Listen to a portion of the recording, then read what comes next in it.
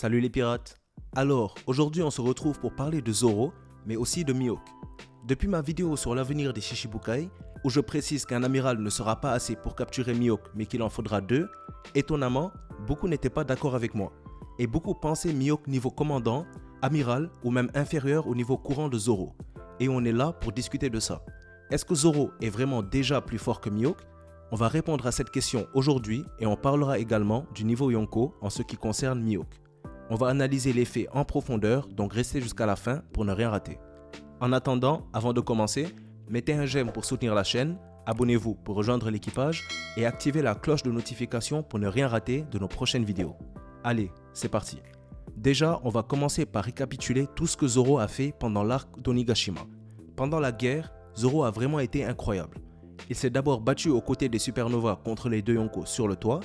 Pendant cette bataille, il a réussi à bloquer l'attaque combinée de deux Yonko momentanément, il a réussi à forcer Big Mom à urger Kaido à esquiver son attaque, et il a réussi à réitérer l'exploit d'Oden en causant une nouvelle cicatrice à Kaido tout en éveillant pour la première fois son Haki des rois. Ensuite, après que Luffy ait décidé de poursuivre le combat contre Kaido en 1 contre 1, Zoro a combattu King, le commandant le plus puissant de Kaido, et l'a battu après avoir réussi à utiliser la forme avancée du Haki des rois, et après avoir développé son nouveau style à 3 lames des enfers. Il a terrassé King en nous dévoilant sa nouvelle technique, l'enfer du dragon aux 103 émotions, juste avant de déclarer qu'il deviendrait le roi des enfers. On peut dire sans honte que Zoro a bel et bien prouvé qu'il possède le niveau d'un premier commandant de Yonko en battant un. Et c'est là où le problème commence. À partir de là, beaucoup ont commencé à assumer que Zoro était déjà égal ou même plus fort que Mihawk, qui selon eux ne peut pas être au-dessus du niveau amiral, à cause de sa performance à Marineford, dont on parlera aussi plus tard. Il faut savoir que le combat de Mihawk et Zoro n'est pas pour maintenant, et probablement ne se fera au minimum qu'après la bataille contre Barbe Noire, donc juste avant la découverte du One Piece, ou même selon moi après. Pour comprendre pourquoi le combat de Mihawk et Zoro n'arrivera que juste avant ou juste après la découverte du One Piece, et après le combat contre Barbe Noire, il faut faire attention à la structure des rêves des Mugiwara. Leurs rêves ne peuvent tous s'accomplir qu'une fois que le One Piece sera trouvé, ou après. Sanji veut trouver le All Blue. On théorise que le All Blue provient de la destruction de la Red Line, qui sera probablement détruite lors de la guerre finale, après la découverte du One Piece. Robin veut connaître l'histoire du siècle oublié, et on sait, grâce à Rayleigh, que cette histoire est racontée à Laugh Tale. Donc, elle ne pourra être connue qu'une fois que Luffy sera devenu le roi des pirates. Brook veut retrouver Laboon, ce qui veut dire qu'ils ne se croiseront qu'aprre avoir fait le tour du monde, donc après qu'ils aient atteint la dernière île. Par conséquent, Luffy sera déjà devenu le roi des pirates quand Laboon et Brook se reverront. Franky veut construire un bateau qui fera le tour du monde et en être le charpentier. Donc, son rêve ne peut pas être réalisé avant d'avoir atteint la dernière île. Yamato veut voir le monde extérieur et aussi, comme Oden, atteindre la dernière île. Donc son rêve ne peut pas être réalisé avant d'avoir trouvé le One Piece. Usopp veut devenir un grand guerrier des mers, qui est vraiment le seul rêve qui ne dépend pas de la découverte du One Piece. Mais être un commandant du roi des pirates prouverait clairement qu'il est un grand guerrier des mers. Jinbei, quant à lui, veut voir le monde changer, ce qui n'arrivera qu'après la guerre finale, quand le gouvernement sera tombé. Donc, après que Luffy soit devenu le roi des pirates. Chopper veut faire du monde un meilleur endroit en soignant toutes les maladies, ce qui est un rêve intemporel, ce qui veut dire que ce rêve se prolonge jusqu'à après même que Luffy soit devenu le roi des pirates. Le rêve de Nami est de dessiner une carte du monde, ce qui nécessite d'abord de faire le tour du monde. Donc, elle aussi, son rêve ne peut être réalisé qu'après que Laugh Tale ait été atteint et que Luffy soit donc devenu le roi des pirates. On peut donc voir que tous les rêves des Mugiwara, à part peut-être celui d'Usopp, sont des rêves qui ne peuvent arriver qu'une fois que le One Piece a été découvert. Et il en est pareil pour Zoro, parce que Mihawk lui-même l'a dit lors de leur première rencontre. Il lui demande de se surpasser, il lui demande d'en apprendre sur lui-même, d'en apprendre sur le monde, et que peu importe le temps que ça prendra, il l'attendra et il continuera à porter le titre du plus fort. Mihawk a donc dit à Zoro lors de leur première rencontre que Zoro devrait d'abord en apprendre plus sur le monde. Zoro ne connaîtra vraiment le monde dans son entièreté qu'une fois qu'il en aura fait le tour complet, ce qui veut dire qu'il doit d'abord avoir atteint la dernière île pour avoir fait le tour du monde. Ainsi, Mihawk l'affrontera dans sa plus grande forme à ce moment, celle du second du roi des pirates. Si vous faites attention, lorsque Zoro prononce où il sera quand les Mugiwara auront fait le tour du monde, et par conséquent trouvé le One Piece, même si Luffy dit qu'il sera déjà devenu le roi des pirates, Zoro ne dit pas encore qu'il sera le plus fort sabreur. Il dit qu'il sera un sabreur de premier rang, ce qui veut dire que l'auteur n'a probablement pas l'intention de le faire devenir le plus fort épéiste du monde avant que le One Piece soit trouvé. Une fois que les Mugiwara auront fait le tour du monde et se seront frottés à des adversaires de plus en plus puissants, alors Zoro connaîtra le monde et se connaîtra lui-même à travers les épreuves qu'il aura traversées et pourra à ce moment-là défier Mihawk. Donc, essayons de voir qui seront les prochains adversaires de Zoro avant d'arriver à Laugh Tale et ce que ça nous apprend sur Mihawk. Déjà, en ce moment, on sait que dès qu'on sortira de Wano, Luffy sera au courant de la situation concernant Sabo et il ira avec les Mugiwara pour le délivrer. De là, suivra sûrement un combat entre les commandants des Mugiwara et les amiraux, où Zoro pourrait combattre un amiral. Je pense que son adversaire sera Fujitora, qui a été confirmé comme épéiste par l'auteur lui-même et dont l'affrontement avec Zoro nous avait été teasé depuis Dressrosa. Pendant ce combat, Zoro pourrait donc montrer qu'il est égal ou même supérieur à un amiral. Cet affrontement aura évidemment lieu avant celui de Zoro contre Mihawk. On a déjà vu ensemble que les rêves des Mugiwara ne peuvent s'accomplir qu'une fois le rêve de Luffy réalisé. Il en est pareil pour Zoro. Et Luffy ne peut pas réaliser son rêve avant d'avoir fait tomber celui qui se dresse sur son chemin, Barbe Noire. Donc, le combat contre Mihawk sera après les affrontements des équipages de Luffy et Barbe Noire, qui auront lieu lors de la course finale pour le One Piece. Zoro est très fort, mais n'a même pas encore développé toutes ses formes de haki. Il a développé le haki de l'armement avancé, celui du roi, mais pas encore celui de l'observation. On sait, à travers la Vivre Card, qu'à l'origine Oda voulait donner à Mihawk le surnom de clairvoyant, voulant dire celui qui peut voir le futur. Et même son surnom actuel, Œil de Faucon, est clairement une référence à ses capacités visuelles poussées. Mihawk aurait donc un haki de l'observation surdéveloppé, et pour pouvoir lui faire face, il faudrait que Zoro l'ait aussi. Voilà donc un argument supplémentaire sur pourquoi je pense que le combat entre Zoro et Mihawk n'arrivera qu'après le combat des chapeaux de paille contre l'équipage de Barbe Noire.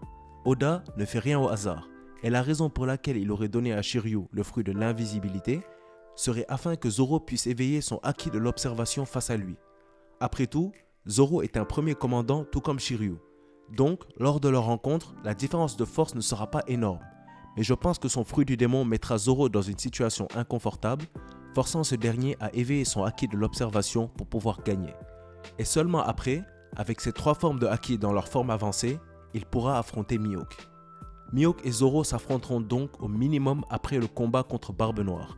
Sinon, après la découverte du One Piece. Mais en quoi est-ce que c'est important à savoir? Eh bien, parce qu'on sait tous que dans un shonen, les adversaires des protagonistes seront de plus en plus forts.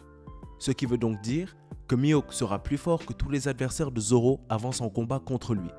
On peut donc mesurer la force de Mihawk en faisant attention aux prochains adversaires de Zoro.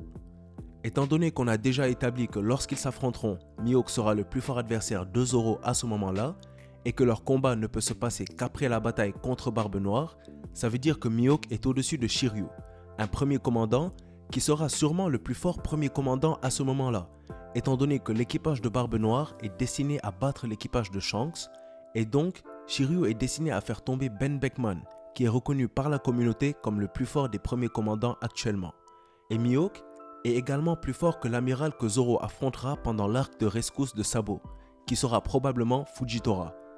Shiryu, dans son combat contre Zoro, sera probablement le plus fort premier commandant du moment, ayant réussi à battre Beckman dans le combat opposant l'équipage de Shanks à celui de Barbe Noire. On sait aussi que les amiraux sont de puissance équivalente à travers l'exemple d'Aokiji et Akainu, dont le combat a duré 10 jours. Fujitora est donc représentatif du niveau d'amiral. Mihawk lui est supérieur, donc on peut assumer qu'il est aussi supérieur au niveau d'amiral. Même sans se baser sur Zoro, on peut savoir que Mihawk est plus fort que Shiryu et Fujitora. Fujitora est un amiral et dans le databook, Oda l'a confirmé en tant qu'épéiste, ce qui veut dire qu'il est automatiquement moins fort que le plus fort épéiste du monde, Dracul Mihawk. Oda connaît mieux la définition des épéistes dans son œuvre que nous. Donc, s'il dit que Fujitora est un épéiste, alors il est plus faible que Mihawk. En ce qui concerne Shiryu, il n'a pas été confirmé par l'auteur comme un épéiste, mais je pense qu'il est assez clair qu'il en est un. Il serait donc lui aussi plus faible que Mihawk automatiquement. Mihawk est donc clairement au-dessus du niveau des premiers commandants et des amiraux, mais beaucoup ne le pensent pas à cause d'une chose, Marineford, et plus précisément ce qui s'est passé avec Barbe Blanche, Jaws et Vista. Donc on va en parler ensemble. Déjà, la phrase de Mihawk concernant Barbe Blanche. Quand la guerre de Marineford commence, Mihawk se lève sur l'échafaud, se préparant à attaquer Barbe Blanche. Juste avant, Doflamingo lui demande s'il veut se battre, et il répond qu'il veut juste vérifier l'écart entre Barbe Blanche et lui.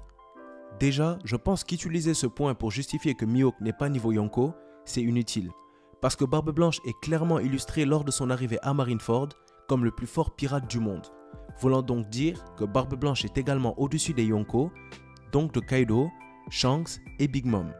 Cet argument n'enlève rien à la puissance de Mihawk, mais montre juste la puissance de celui qui tient le titre du plus fort du monde et qui était par le passé le rival de Roger. Le plus gros problème, c'est ce qui se passe après.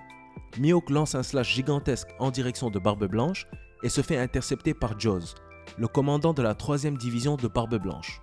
Le fait que le slash de Mihawk n'ait donc pas pu couper Jaws et le traverser indiquerait que Mihawk est au niveau des commandants, sauf que ça serait complètement négliger quelque chose d'important que l'auteur nous a communiqué pendant l'arc Alabasta.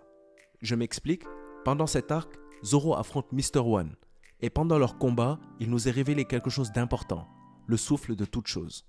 Pour réussir à couper certains matériaux comme le métal, il faut ajuster son coup d'épée avec le souffle de ce qu'on veut trancher. C'est pour ça que Zoro n'arrivait pas à couper Mr. One, qui est fait de métal. Pour en revenir à Mihawk, Jaws est fait de diamant, qui est le matériel naturel le plus résistant sur Terre. Ce qui veut dire que dans sa forme de diamant, Jaws est non seulement le plus résistant des pirates de Barbe Blanche, mais probablement le personnage le plus résistant de One Piece. Et étant donné que Mihawk visait à la base Barbe Blanche, il n'avait pas ajusté son coup au souffle du diamant. Il est donc tout à fait naturel qu'il n'ait pas réussi à couper Jaws. Cette théorie est confirmée par quelque chose qui se passe juste après, quand Mihawk poursuit Luffy. Il lance un slash dans la direction du chapeau de paille, mais cette même attaque se fait intercepter par Mr. One. Maintenant, est-ce qu'on va dire que Mr. One est du niveau de Mihawk? Bien sûr que non, mais Mr. One fait partie, comme Jaws, des matériaux pour lesquels un épéiste doit ajuster son coup à travers le souffle. Ce qui nous est prouvé, puisque juste après, Mihawk réussit à découper Mr. One avec une facilité déconcertante lorsqu'il le vise volontairement. Il nous est dit, dans le databook, qu'il n'y a rien sur Terre que Mihawk ne peut trancher en deux, et ça comprend évidemment le diamant. Si Mihawk avait à nouveau attaqué Jaws en adaptant son souffle au diamant, la même chose qu'avec Mr. One se serait passé, et il aurait découpé. Mihawk est le plus fort épéiste du monde, et son slash est le plus puissant slash du monde. Ça nous est clairement dit pendant l'arc Marineford. Si Mihawk n'arrive pas à découper Jaws, alors ça veut tout simplement dire que personne d'autre n'aurait pu le faire. Pas même Big Mom, ni Shanks. L'argument de Jaws ne peut donc pas être utilisé pour jauger la puissance de Mihawk, étant donné que la nature de son fruit du démon est la seule chose qui lui a permis de bloquer ce coup. Maintenant, on va passer à Vista. Pendant que la guerre battait son plein et que Mihawk poursuivait Luffy, Marco a demandé à Vista de ne pas laisser Luffy mourir et de lui donner un coup de main. Vista intervient donc et défie instantanément Mihawk. Le combat entre Mihawk et Vista était extrêmement bref, mais beaucoup se servent de cette passe d'armes et du fait que Mihawk ait décidé de reporter le duel pour dire que Mihawk est du niveau de Vista. Alors, il faut mettre les choses au clair. Déjà, il faut parler de la durée du combat. La passe d'armes entre Mihawk et Vista était extrêmement courte, puisque leur premier clash commence à la page 10 du chapitre 561 et se termine à la page 10 du 562. Le combat n'a été couvert au total qu'en 3 cases. Ensuite, Vista n'est pas non plus à sous-estimer. Il est dit dans sa vivre carte qu'il est l'un des plus forts épéistes du monde. Et ne laissez pas le fait qu'il soit le commandant de la 5e division vous méprendre sur sa force. Dans le SBS volume 59, Oda lui-même nous avoue directement que l'ordre des divisions n'indique pas la force des commandants chez Barbe Blanche. Ainsi, Vista pourrait très bien être plus fort que Jaws par exemple qui dirige la 3e division. Il est également dit, dans le roman de Zoro, à travers une discussion entre des marines dans un bar à Dressrosa, que les 4 personnes qui sont des concurrents pour le titre du plus fort épéiste sont Zoro, Vista, Shanks et Mihawk, avec le plus fort des 4 étant bien sûr Mihawk. ce qui explique pourquoi il est dit dans la vivre carte de Vista qu'il est capable de compétir avec ce dernier. Il faut néanmoins savoir que compétir ne veut pas dire être égal. La vivre carte de Vista elle-même dit que Vista n'a pas hésité à attaquer Mihawk même en sachant que Mihawk était le plus fort des deux. La vivre carte de Mihawk, elle, dit clairement que Mihawk n'a plus de combattant à sa hauteur, montrant que même si Vista a été capable d'échanger quelques coups avec lui, il ne lui est en rien égal. Ce qui est confirmé par le fait que si Vista était vraiment aussi fort que Mihawk, ou même capable de le satisfaire dans un combat, il ne se fatiguerait pas à attendre Zoro. Un autre argument utilisé pour discréditer Mihawk est une phrase dans le databook sur Vista, qui dit que pendant leur combat à Marineford, Vista a montré des compétences à l'épée égales ou supérieures à Mihawk. Sauf que dans cette phrase, il faut prendre en compte un élément important. Pendant leur combat à Marineford, Oda précise le contexte pour permettre au lecteur de comprendre que cette phrase ne concerne que leur combat à Marineford et pas leur puissance de manière générale. Et pendant leur combat, on peut facilement remarquer que Mihawk n'était pas à fond. Il nous a clairement dit, lors de sa première rencontre avec Zoro, qu'il ajuste sa force à l'adversaire d'en face et ne donne pas plus que nécessaire, à moins qu'il soit contraint d'aller à fond. Ce qui est improbable étant donné qu'il n'a pas d'adversaire à sa hauteur. Déjà, en plein pendant le duel, il prend le temps d'avoir un monologue intérieur sur le vrai pouvoir de Luffy, tout en détournant le regard de Vista pour regarder ce dernier. Mihawk a l'habitude de tester les adversaires qu'il respecte et les laisse montrer leurs capacités, afin d'observer leur manière de combattre. Ce qui explique pourquoi dans l'anime, Mihawk demande même tranquillement à Vista de lui montrer ses techniques, ce qui montre qu'il ne combat clairement pas sérieusement. On ne verra Mihawk à fond que pendant son combat final contre Zoro, montrant qu'il est logique que Vista ait en effet montré plus de capacité pendant leur combat à Marineford.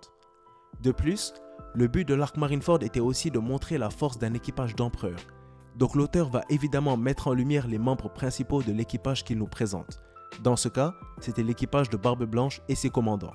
Encore une fois, Vista dit lui-même que Mihawk lui était supérieur, et l'auteur nous l'a aussi fait savoir dans la vivre carte de Vista, donc il ne faut pas chercher trop loin. Quant au fait que Mihawk n'a pas tout de suite terrassé Vista, il faut prendre en compte une chose. Le problème c'est que certains pensent que quelqu'un à niveau Yonko aurait one-shot un amiral ou un commandant. La vérité, c'est qu'à partir du niveau commandant-amiral, sans pour autant être plus fort ou même être égal aux Yonko, on peut compétir avec eux ou encore les combattre et leur faire des dégâts. Prenons l'exemple des amiraux face à Barbe Blanche. Ils arrivent non pas seulement à compétir contre Barbe Blanche, mais ils arrivent aussi à lui faire des dégâts. Kizaru l'a transpercé avec un rayon et Akainu lui a carrément enlevé une partie de son crâne et lui a grillé les organes internes. Est-ce que ça veut dire que les amiraux sont égaux à Barbe Blanche? Non. Ils peuvent le combattre, ils peuvent compétir avec lui, car ils sont des combattants d'élite, mais ils ne lui sont pas égaux et perdront face à lui. À Whole Cake, Jinbei se montre capable de dégager Big Mom du Sunny. Est-ce que Jinbei est égal à Big Mom? Bien sûr que non. Mais à partir du niveau commandant amiral, on peut compétir et combattre avec des top tiers comme les Yonko, mais le combat se soldera par une défaite, parce que les Yonko sont plus forts. La vivre carte de Ben Beckman par exemple, dit clairement qu'en termes de force, il est comparable à Shanks, ce qui vient prouver que les commandants peuvent rivaliser avec les personnages niveau Yonko sans pour autant être plus forts qu'eux. Est-ce que Beckman est égal à Shanks? Non, mais étant un combattant d'élite, il peut compétir avec lui, mais finira par perdre. Vista peut donc compétir avec Mihawk, mais n'est pas à sa hauteur. La vivre carte de Vista indique elle-même que Vista savait, en allant combattre, que Mihawk était le plus fort. Et celle de Mihawk dit clairement qu'il n'a pas d'adversaire à sa hauteur. Maintenant, comme Mihawk est plus fort, pourquoi est-ce qu'il reporte le duel? Eh bien c'est simple. Beaucoup disent que Mihawk a reporté le duel parce qu'il ne pouvait pas gagner, alors que lorsqu'on lit Marineford, on sait clairement qu'il s'est retiré uniquement parce que Sengoku a demandé à toutes les unités de se retirer de la plateforme de glace afin d'activer son piège pour tenter d'exterminer les pirates. On voit donc que l'argument de Barbe Blanche n'est pas valide, parce que même s'il y a une distance entre Barbe Blanche et Mihawk, il y a une distance entre tous les pirates du monde et Barbe Blanche, qui est clairement le plus fort pirate du monde lors de son arrivée à Marineford. L'argument Jaws n'est pas non plus valable, parce qu'on a montré que la seule raison pour laquelle Jaws a été capable d'intercepter l'attaque de Mihawk est son fruit du démon, qui incarne le matériel naturel le plus résistant sur Terre, et que depuis l'arc Alabasta, on a appris que certains matériaux comme le métal et donc bien sûr le diamant ne peuvent être coupés que si le sabreur ajuste son souffle à celui de ce matériel. Mihawk avait préparé un coup pour Barbe Blanche, pas pour le diamant. Donc évidemment, il n'a pas pu couper Jaws lorsqu'il est intervenu. Le databook nous dit clairement qu'il n'existe rien que Mihawk ne puisse couper. Ce qui veut dire que s'il avait visé directement Jaws, il aurait pu le couper facilement. Dire que Mihawk, qui est le plus fort sabreur en nom et en actualité, et dont le slash est le plus puissant, ne peut pas couper Jaws, revient à dire que personne d'autre n'aurait pu le couper, ni Big Mom, ni Shanks. On voit donc que l'argument ne tient pas. L'argument de Vista aussi n'est pas non plus valable. Utiliser le fait qu'un commandant puisse avoir une passe d'armes avec Mihawk pour dire qu'il est de son niveau ne fait aucun sens selon moi. Si c'est le cas, alors qu'est-ce qu'on peut dire de Barbe Blanche, qui je le signale encore est le plus fort de tous les empereurs, qui se prend de sérieux dégâts d'Akainu et de Kizaru, ou de Big Mom qui se fait éjecter du Sunny par Jinbei? Vista ainsi que l'auteur nous disent tous les deux que Mihawk est plus fort que lui. On a aussi montré qu'à partir du niveau de commandant amiral, on peut compétir avec un Yonko, mais ça ne change pas le fait qu'il reste plus fort et qu'il gagnera. Comme avec la vivre carte de Ben Beckman qui nous dit qu'en termes de puissance, il est comparable à Shanks. Maintenant, est-ce qu'on va dire que Shanks est niveau premier commandant? Bien sûr que non. Alors, on ne va pas l'appliquer à Mihawk non plus. Le fait que Vista puisse compétir avec Mihawk n'enlève rien à la force de Mihawk qui reste le plus fort des deux. Vista peut donc compétir contre lui, mais ne lui est en rien égal, étant donné que la vivre carte de Vista indique que Mihawk est le plus fort, et que celle de Mihawk indique bien qu'il n'a plus d'adversaire à sa taille, voulant dire qu'ils lui sont égaux. Aussi, lors de l'entraînement de Zoro, la première chose que Mihawk lui apprend est le haki, montrant que le haki est essentiel dans un combat à l'épée. Dire que Vista est au niveau de Mihawk revient à dire que Vista est capable de combattre Shanks d'égal à égal à l'épée, avec haki compris, étant donné que l'auteur lui-même nous a montré que le haki fait partie intégrale du combat à l'épée. Parce que Mihawk est le plus fort épéiste du monde, quelqu'un de son niveau pourrait donc naturellement combattre également ceux qui sont des épéistes moins forts que Mihawk. Et comme Mihawk est le numéro 1, il est donc un épéiste plus fort que Shanks. Dire que Mihawk est égal à Vista reviendrait donc à dire que Vista battrait Shanks dans un duel, ce qui est impossible. Vista peut donc compétir avec Mihawk parce que c'est un combattant d'élite, mais il n'est pas à sa hauteur. Tout comme les amiraux se sont montrés capables de compétir avec Barbe Blanche, le plus fort des Yonko, mais ne peuvent pas le battre et ne lui sont certainement pas égaux. Ou, comme Beckman, qui est comparable à Shanks, mais reste bien évidemment moins fort que lui. Les combattants niveau commandant amiral peuvent donc compétir avec les Yonko parce qu'ils sont des guerriers d'élite, mais ils finiront par perdre tout simplement. Ce qui s'est passé à Marineford ne peut donc pas être utilisé pour argumenter que Mihawk n'est pas au-dessus des commandants et des amiraux, ou pour enlever à sa force. Mais alors, quel est son vrai niveau? On a déjà montré à travers les exemples de Vista, Shiryu et Fujitora que Mihawk est bel et bien au-dessus du niveau commandant amiral. Mais est-ce qu'il est pour autant du niveau des empereurs? Beaucoup ont du mal à concevoir que Mihawk puisse être sur le même palier ou même plus fort que certains Yonko. Donc, qu'est-ce qui pourrait nous permettre de savoir si Mihawk est vraiment à leur niveau? Eh bien, c'est simple. Déjà, il faut regarder les associations de Mihawk aux personnages qui ont le niveau des empereurs, pour voir s'il y a des points communs qui nous permettraient d'estimer son niveau. À commencer par les titres suprêmes, donc les titres des plus forts. Tous les personnages avec des titres suprêmes sont tous niveau Yonko ou attendus comme niveau Yonko. Barbe Blanche, l'homme le plus fort du monde, est niveau Yonko. Kaido, la créature la plus forte du monde, est niveau Yonko. Big Mom, la femme la plus forte du monde, est niveau Yonko. L'homme le plus dangereux du monde, Monkey D. Dragon, est attendu comme niveau Yonko. Alors pourquoi Mihawk, le plus fort sabreur du monde, ne serait pas niveau Yonko? Même chose avec les lames suprêmes. Tous les porteurs connus de lames suprêmes étaient niveau Yonko. Barbe Blanche était niveau Yonko. Roger était clairement au-dessus même du niveau Yonko. La lame de Shanks est aussi probablement une lame suprême et ce dernier est niveau Yonko. Mais Mihawk, qui porte selon le databook non seulement une lame suprême, mais aussi la plus forte de toutes, ne serait pas niveau Yonko? Mihawk est également le rival de Shanks qui se trouve être un empereur. Si Mihawk n'a pas le niveau Yonko, à ce moment-là, ça voudrait dire qu'Oda est un auteur incohérent. Et on sait qu'Oda est toujours cohérent. Maintenant, parlons haki des rois. C'est la marque des puissants. Kaido lui-même nous le dit, seule une poignée parmi les plus forts peuvent le maîtriser. Tous les personnages niveau Yonko connus le maîtrisent, à l'exception de Shiki, pour qui ça n'a pas été encore confirmé. Kaido, Big Mom, Barbe Blanche, Shanks, Roger utilisent tous le haki des rois. On a vu pendant la guerre d'Onigashima que non seulement Luffy, mais aussi Zoro ont réussi à maîtriser la forme avancée du haki des rois. Maintenant, il faut se poser la question, pourquoi est-ce que Zoro a eu le haki des rois? Eh bien c'est simple, King nous donne la réponse, et c'est grâce à ses ambitions royales. Et quelles sont les ambitions de Zoro? Devenir le plus fort épéiste, le roi des épéistes. Si Zoro a le haki des rois à travers ses ambitions d'être le plus fort, le roi, qu'en est-il de Mihawk, celui qui est couramment le roi, le plus fort des épéistes?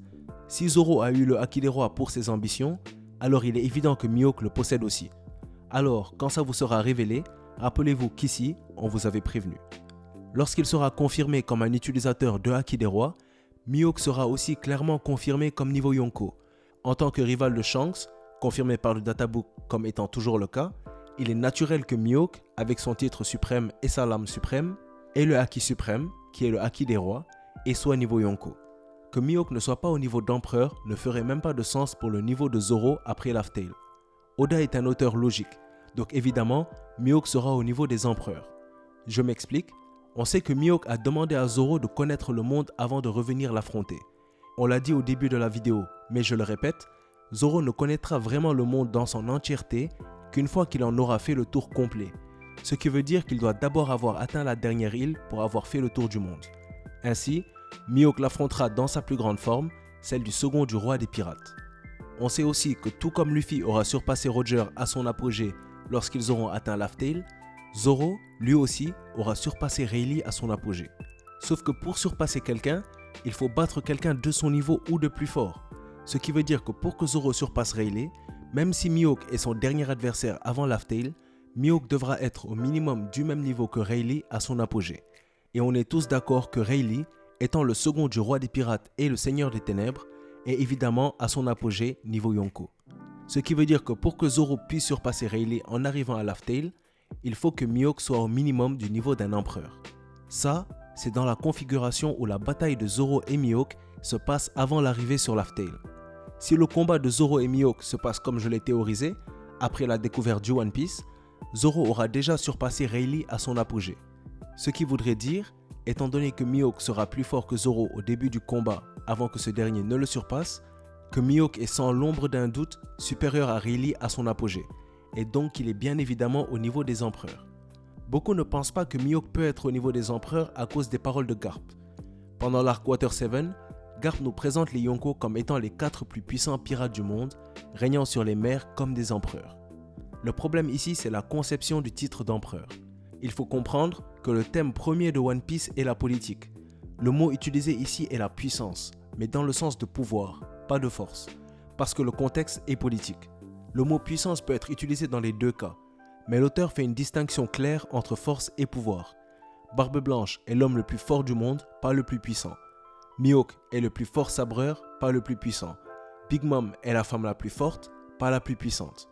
Kaido est la créature la plus forte du monde, pas la plus puissante. L'auteur fait cette distinction parce que le mot puissance, même s'il peut décrire la force, est surtout utilisé pour décrire le pouvoir. Et d'ailleurs, le mot puissance, étymologiquement, vient du latin potestas, qui veut dire pouvoir, domination ou souveraineté. Donc, en son sens premier, le mot puissance est un terme politique. Tout comme l'est le titre d'empereur, référant à la souveraineté. Par les 4 plus puissants pirates, Garp disait les 4 pirates avec le plus de pouvoir, parlant de leur souveraineté, puisqu'il poursuit en expliquant leur pouvoir et comment ils règnent sur le monde. Aucune des traductions officielles existantes, je dis bien aucune, n'utilise le mot force, et il n'est jamais dit, dans l'œuvre complète ou dans les contenus additionnels, que les Yonko sont les 4 plus forts pirates, je dis bien jamais. Par contre, ils sont ceux avec le plus de pouvoir, étant donné qu'ils contrôlent les mers, et que dans One Piece, ceux qui contrôlent les mers sont ceux ayant le plus de pouvoir. Maintenant, est-ce que les Yonko font partie des plus forts pirates? Dans la plupart des cas, évidemment, parce que pour se glisser au sommet, la force est un avantage considérable. Mais le critère principal pour être Yonko n'est pas la force, mais le pouvoir, même si la force aide. C'est ce que nous confirme le roman d'Ace, où Ace réalise que le titre d'empereur est donné à ceux qui ont été capables de se créer un territoire, un empire, et pas juste aux plus forts pirates. Le titre d'empereur se base donc bien sur le pouvoir, donc la puissance, et pas la force. Quelqu'un sans équipage, sans influence, même fort, ne peut pas devenir Yonko. Alors qu'un personnage faible, avec une réputation, une armada et de l'influence, peut devenir empereur. C'est ce que la nomination de Baggy en tant qu'empereur nous apprend. Si les empereurs étaient vraiment les 4 plus forts pirates, alors Baggy ne serait pas devenu Yonko. Il a obtenu ce titre grâce au pouvoir qu'il détient. Baggy possède non seulement une réputation, ayant été sur le bateau de Roger, ayant été l'un des masterminds de l'évasion d'Impel Down et étant perçu comme un frère pour l'empereur Shanks. Mais il possède aussi une armada et il est le numéro 1 sur le marché militaire depuis la chute de Doflamingo à Dressrosa. Il a clairement obtenu le titre grâce à son pouvoir. Le titre d'empereur est donc basé plus sur le pouvoir que la force, même si la force aide bien évidemment. Les Yonko sont donc les 4 plus puissants pirates, les 4 ayant le plus de pouvoir, pas forcément les plus forts. Même si de manière générale, les épreuves qu'ils devront traverser feront qu'ils seront parmi les plus forts. Mais comme le titre d'empereur se base sur le pouvoir et non la force, ils ne sont pas à l'abri d'exceptions. Qu'un autre pirate, sans pour autant être un empereur, soit à leur niveau, ou même plus fort que certains d'entre eux, comme selon moi, le plus fort épéiste du monde, Dracul Mihawk. D'ailleurs, l'auteur de One Piece, M. Eiichiro Oda, semble partager la pensée que Mihawk est au niveau des Yonko, étant donné que dans le SBS 73, lorsqu'on lui demande pourquoi les personnages ne se donnent pas de coups en dessous de la ceinture, il répond qu'il serait difficile d'imaginer des légendes parmi les hommes, comme Barbe Blanche, Shanks et Mihawk, se battre entre eux et se donner des coups bas, montrant explicitement que selon l'auteur, Mihawk est clairement de taille à affronter les empereurs, et il est selon lui sur le même palier que ces derniers, étant une légende vivante. Pour ce qui est de Mihawk et Shanks, je vous garde le débat pour bientôt, ne vous inquiétez pas, on en parlera. En conclusion, Zoro est devenu extrêmement fort, capable de compétir même avec Mihawk, mais il n'est pas encore plus fort que lui et il n'est pas encore égal à lui. Mihawk sera le plus fort de tous ses adversaires, plus fort que Fujitora, plus fort que Shiryu et plus fort que tous les autres adversaires qu'il pourrait rencontrer avant leur combat. Penser que Zoro va être plus fort que Mihawk au début de leur combat ultime, c'est comme dire que Luffy va être plus fort que Barbe Noire au début de leur affrontement final. Tout comme Barbe Noire sera l'adversaire le plus fort de Luffy lorsqu'ils s'affronteront, Mihawk sera l'adversaire le plus fort auquel Zoro aura fait face lors de leur duel. Ce qui veut dire qu'un Zoro ayant le haki des rois avancé, le haki de l'observation avancé et le haki de l'armement avancé sera quand même plus faible que Mihawk au début de leur combat, ce qui devrait vous indiquer la puissance réelle de l'épéiste le plus fort du monde, qui pour moi est clairement au niveau des empereurs. Mais une chose est sûre, Zoro est destiné à surpasser Mihawk un jour, mais selon moi, uniquement le jour où leur combat tant attendu aura lieu, et pas avant. Donc, profitons de la progression de Zoro jusqu'à ce qu'il retrouve et affronte Mihawk, et qu'il devienne ce jour-là le plus fort épéiste du monde. Dire que Zoro est déjà plus fort que Mihawk par contre, revient à dire qu'il est déjà plus fort que Shanks, puisqu'il nous est révélé dans la vivre carte de Mihawk qu'il attend un adversaire plus fort même que son rival Shanks. Ce qui voudrait dire que si Zoro est déjà de taille à affronter Mihawk et à le battre, alors il est déjà plus fort que Shanks, ce qui ne fait pas de sens selon moi. Donc voilà, c'est là où la vidéo se termine. Dites-moi ce que vous en avez pensé. Zoro est-il déjà plus fort que Mihawk? Quel est son niveau actuel? Qui sera le prochain adversaire de Zoro?